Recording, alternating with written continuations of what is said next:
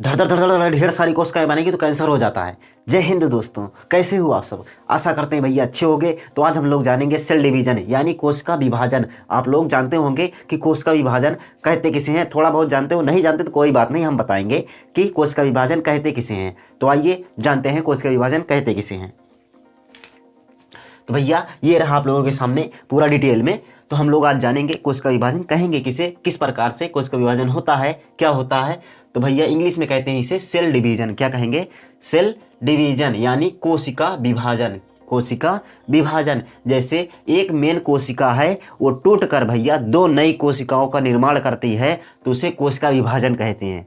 अगर एक कोशिका टूटी और बनी नहीं तो कोशिका विभाजन नहीं होगा। अगर ज़्यादा बन गए तब वो दिक्कत, कम बनी तब वो दिक्कत। तो भैया एक कोशिका टूटती है, दो नई कोशिकाओं का निर्माण करती है। तो जो मेन कोशिका होती है जो टूटती है उसे मदर सेल कहते हैं, और जो नई कोशिकाएं बनती हैं उन्हें डॉटर सेल कहते हैं। आशा करते हैं आप लोग सेल डिवीजन समझे होंगे। एक कोशिका टूटकर दो नई कोशिकाओं का निर्माण करे तो वही सेल डिवीजन है यानी कोशिका विभाजन है। तो कोशिका विभाजन भैया तीन प्रकार से होता है। कितने प्रकार से? तीन प्रकार से होता है। एक होता है असूत्रीय कोशिका विभाजन, जिसे इंग्लिश में कहते हैं एमाइटोसिस। असूत्रीय कोशिका विभाजन जिसे कहेंगे एमाइटोसिस। दूसरा होता है समसूत्रीय कोशिका विभाजन, जिसे कहते हैं माइटोसिस। क्या कहेंगे? माइटोसिस, समसूत्रीय कोशिका विभाजन को। और तीसरा होता है अर्धसूत्रीय कोशिका विभाजन, जिसे कहते हैं मियोसिस। क्या कहेंगे? मियोसिस। तो आप लोग भैया पहले जानेंगे असूत्रीय कोशिका विभाजन यानी एमाइटोसिस के बारे में। भैया दिया है एमाइटोसिस कोशिका विभाजन, इसमें क्या होगा? तो ये जो होता है भैया ये प्रोकैरियोटिक कोशिकाओं में होता है। कैसे? प्रोकैरियोटिक कोशिकाएं जो भैया हमें आंखों से दिखाई नहीं देते जीव, उनमें पाई जाती हैं, जैसे नीली हरी शैवाल हो गई और ढेर सारी चीज़ हैं, बहुत सारे भैया। वो सब उनमें क्या होता है कि छोटी बहुत छोटी कोशिकाएं होती हैं जो हमें भैया जीवे नहीं दिखाई देते तो कोशिका दिखाई देगी। तो भैया प्रोकैरियोटिक कोशिकाएं उन्हीं जीव में पाई जाती हैं, जैसे बैक्टीरिया हो गया, नीली हरी शैवाल हो गया, दुनिया हो गए। तो भैया उनमें क्या होता है? कोशिकाओं का अभाव होता है। जो कोशिका के अंग होते हैं माइटोकॉन्ड्रिया और न्यूक्लियस, इनका भैया सिर्फ अभाव होता है।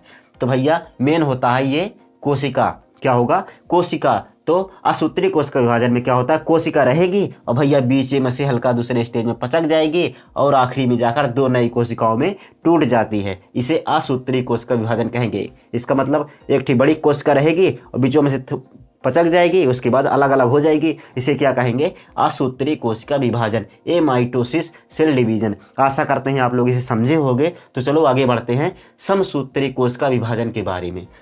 समसूत्रीय कोशिका विभाजन के बारे में आप लोग देख सकते हैं समसूत्रीय कोशिका विभाजन लिखा हुआ है, इसका मतलब माइटोसिस। ये कहाँ पर होगा? तो ये होता है यूकैरियोटिक कोशिकाओं में।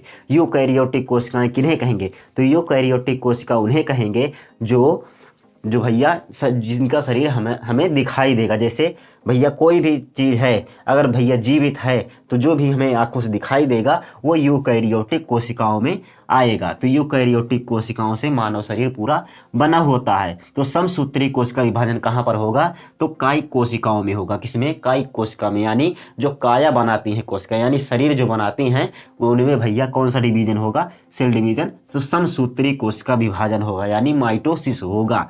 तो भैया कायिक कोशिकाओं को इंग्लिश में कहते हैं सोमैटिक सेल। क्या कहेंगे? सोमैटिक सेल यानी कायिक कोशिका। ये क्या करती हैं? ये क्षतिपूर्ति करती हैं। जैसे कहीं पर चोट वोट लग जाती है तो वहाँ के भैया जब धीरे धीरे वो क्या करती हैं? पूरा भरपाई करती हैं। तो इन्हें क्षतिपूर्ति करने का काम किसका होता है? तो समसूत्रीय कोशिका विभाजन का होता है। ये कोशिकाएं समान कोशिकाएं बनाती हैं तो क्या होगा? बढ़िया भर जाएगा। अगर भैया 99% जो शरीर बना है ये पूरी कायिक कोशिकाओं से मिलकर बना है, समसूत्रीय कोशिका विभाजन से बना है। तो भैया अगर बढ़िया ठीक से बनेंगे, जैसे अब कहीं अंदर चोट लग गई अब भैया वहीं सामान से बनेंगे तो ठीक है। अगर ढेर ज़्यादा काते बना चले जाएंगे तो वहाँ पर कैंसर हो जाता है। क्या होता है? कैंसर हो जाता है। कैसे? जैसे एक बड़ा कमरा है, उसमें 100 लड़कों को बैठने की जगह है, उसमें 5000 लड़कों को बैठा देंगे तो वहाँ पर भैया कैंसर हो जाएगा। क्या होगा? कैंसर। उसी प्रकार जहाँ पर अगर 100 कोशिका बननी है वहाँ पर 1.5-2 लाख 3 लाख कोशिकाएं ढेर सारी बनेंगी तो वहाँ पर क्या हो जाता है? कैंसर हो जाता है। इसे ही कैंसर कहते हैं। कैंसर भैया पूरे शरीर में कहीं भी हो सकता है। कैंसर पूरे शरीर में कहीं भी हो सकता है। तो भैया दिमाग में कोई सेल डिवीजन होता नहीं है तो इसीलिए दिमाग में कैंसर होता ही नहीं है जल्दी से। लेकिन ब्रेन ट्यूमर होता है किसकी वजह से? 10% ग्लियल सेल की वजह से। तो ज़्यादा बनेंगी तो क्या होगा? कैंसर हो जाता है। इसका इलाज क्या होता है? तो कैंसर का इलाज भैया जल्दी से तो कोई होता नहीं है। जो सेल बनी हुई है, कोशिका बनी हुई है, डॉक्टर क्या करता है? गामा किरण से उन्हें कोशिकाओं को मार देता है। क्या करता है? गामा किरण से उन्हीं कोशिकाओं को मार देता है, जिसे कहते हैं कीमियोथेरेपी। क्या कहते हैं?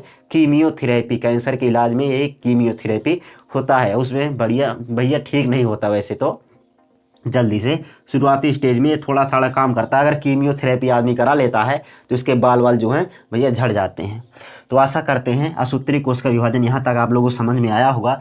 तो असूत्री कोश का विभाजन को 5 स्टेज में डिवाइड करते हैं, यानी 5 स्टेज में भैया इसे बांटते हैं। 5 स्टेज में ये कंप्लीट होता है। कितने स्टेज में? 5 स्टेज में कंप्लीट होगा। नंबर 1 होता है इंटरफेज, नंबर 2 होता है प्रोफेज, नंबर 3 होता है मेटाफेज, नंबर 4 होता है एनाफेज, नंबर 5 होता है टेलोफेज। तो भैया इसमें क्या होगा? ये बड़ी कोशिका सबसे बड़ी होंगी। समसूत्री कोश का विभाजन कैसे होगा? तो सबसे पहले आएगा इंटरफेज। क्या आएगा? इंटरफेज। तो इसमें क्या होता है? सबसे बड़ी अवस्था होती है। सबसे बड़ी अवस्था कौन होगी? इंटरफेज। तो इसमें क्या होता है? इसमें जो डीएनए है, डीएनए का क्रोमोजोम जो जोड़े में होता है 24 जोड़ा, कितना? 24 जोड़ा होता है, 23 जोड़ा। तो 23 जोड़ा होता है भैया डीएनए का क्रोमोजोम। तो वो क्रोमोजोम जो है भैया अलग हो जाते हैं। क्या होते हैं? अलग हो जाते हैं। इंटरफेज में क्या होते हैं? क्रोमोजोम अलग होते हैं। प्रोफेज में क्या होता है? जो मेन केंद्रक है न्यूक्लियस, वो अलग हो जाता है। उसके बाद नंबर 3 पर है मेटाफेज। मेटाफेज में भैया स्प्लेंडर फाइबर बनता है, यानी तुर्क धागा। एक धागे नुमा संरचना बनती है जो कोशिका के जो अंग हैं उन्हें भैया बांध देती है। क्या करती है? बांध देती है। तो तुर्क धागा यानी स्प्लेंडर फाइबर का निर्माण होता है किसमें? मेटाफेज में। और बांधने का काम भी मेटाफेज में होता है। आशा करते हैं आप लोग इसे समझे होंगे। उसके बाद आता है एनाफेज। क्या आता है? एनाफेज। एनाफेज में क्या होता है? जो कोशिका के अंग हैं जो बंधे हुए हैं वो भैया दोनों ध्रुवों की ओर चले जाते हैं। कहाँ पर? ध्रुव की ओर, एकदम किनारे चले जाते हैं। उसके बाद आता है टेलोफेज। टेलोफेज में कोशिका के जो अंग हैं वो भैया टूटकर अलग अलग हो जाते हैं 2 भागों में। तो इसे ही कहते हैं असूत्री कोश का विभाजन। आशा करते हैं आप लोगों को इतना समझ में आया होगा। समझ में आया? तो ये आप लोग इसे स्क्रीनशॉट ले सकते हैं इसका। हम लोग अभी आगे बढ़ते हैं अर्धसूत्री कोश का विभाजन के बारे में। तो आइए दोस्तों अब देखते हैं अर्धसूत्री कोश का विभाजन के बारे में। किसके बारे में? अर्धसूत्री कोश का विभाजन के बारे में। भैया हम लोग 2 कोश का विभाजन के बारे में पढ़ लिए। एक होगा असूत्री, एक होगा समसूत्री। अब पढ़ेंगे अर्धसूत्री कोश का विभाजन के बारे में, जिसे इंग्लिश में कहते हैं मियोसिस। क्या कहेंगे? मियोसिस। ये भैया अर्ध का मतलब होगा आधी आधी कोशिकाएं बट जाएंगी। ये कहाँ पर होगा? तो जनन कोशिकाओं में होता है। कहाँ पर? जनन कोशिकाओं में होता है। कहाँ पाई जाएंगी? तो मेल के भैया स्पर्म में, फीमेल के ओभम में। यानी स्पर्म का मतलब होता है शुक्राणु, अब इस ओभम का मतलब होगा अंडाणु। भैया उसी में पाई जाएंगी। आशा करते हैं आप लोग इतना समझ रहे होंगे। तो भैया मेल में क्या होता है? 46 क्रोमोजोम रहते हैं। कितने? 46 क्रोमोजोम यानी गुणसूत्र, यानी 23 जोड़ा गुणसूत्र पाए जाते हैं। फीमेल में भी 23 जोड़ा गुणसूत्र पाए जाते हैं। कितना? 23 जोड़ा गुणसूत्र भैया पाए जाएंगे फीमेल में भी।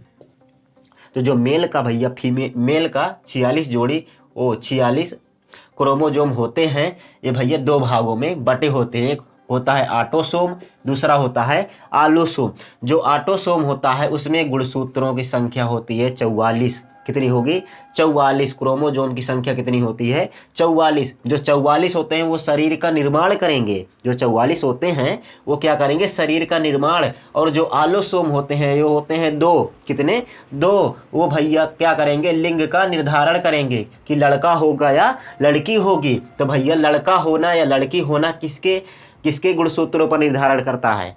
तो भैया मेल के गुणसूत्रों पर निर्धारित होता है। कौन सा? इसमें यक्स और वाई गुणसूत्र पाए जाते हैं। इसमें ही यक्स वाई पाए जाते हैं। और जो फीमेल होता है उसमें भैया सिर्फ एक्स पाए जाते हैं। तो फीमेल में आइए देख लेते हैं। फीमेल में भैया 2 भागों में बांटा गया। ऑटोसोम क्या किया? 44 मिलकर शरीर का निर्माण किया। और आलोसोम जो था ये भैया 2 था। इसमें 2 क्रोमोजोम जो थे वो एक्स थे। ये क्या करे? लिंग का निर्धारण करे। तो भैया इसमें से आधा और इसमें से आधा यानी मेल में से आधा और फीमेल में से आधा आधा आएगा, आधा इसमें से आधा इसमें से, 44 में से आधा कितना होता है 22, तो 22 इसमें से आया 22 इसमें से आया, दोनों मिलकर भैया कितने हुए 22 22 कितना हुए 44, कितना हो गए 44। और भैया आलू सुम में से एक आया कि तो एक्स आएगा और एक्स इसमें से मिलेगा तो लड़की हो जाएगा, कितना कौन होगा लड़की। तो भैया दोनों यहाँ पर दो मिलाएंगे यानी एक्स भैया आटो सुम में से कितना आया 22, इसमें आटो सुम में से कितना आया 22 तो हो गया 44। उसके बाद इसमें से आलो सुम में से एक, आलो सुम में से इसमें से एक तो कितना है 2। तो भैया अगर यक्स यक्स और यक्स भैया मिले तो क्या बनेंगे लड़की बनेंगे। अगर इसमें से यक्स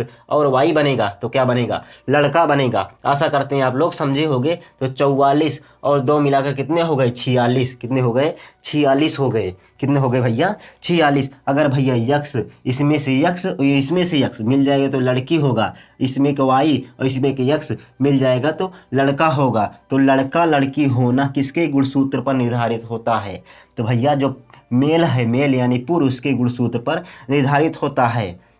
तो आशा करते हैं आप लोगों को इतना समझ में आया होगा। अगर जो समझ में नहीं आया कमेंट बॉक्स में आप लोग पूछ सकते हैं। तो आपसे मिलेंगे हम नेक्स्ट क्लास में। तो वीडियो पसंद आया हो तो लाइक करें, दोस्तों के साथ भी शेयर करें और सब्सक्राइब भी करें अगर नहीं किए हुए हैं तो। मिलेंगे आपसे नेक्स्ट वीडियो में। जय हिंद, वंदे मातरम।